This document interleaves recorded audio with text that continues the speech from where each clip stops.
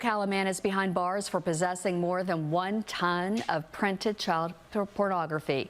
Marion County Sheriff's deputies arrested 72-year-old Paul Zattel last Thursday. Detectives received information about child sexual abuse material being uploaded to the internet. After investigating, they determined Zattel was uploading these images and executed a search warrant of his home off 46th Street. Detectives found countless printed photographs of pornography, many of them involving children.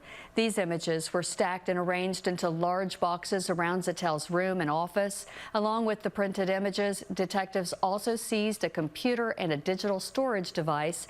Detectives estimate Zattel had more than 220,000 images, roughly weighing 2,600 pounds.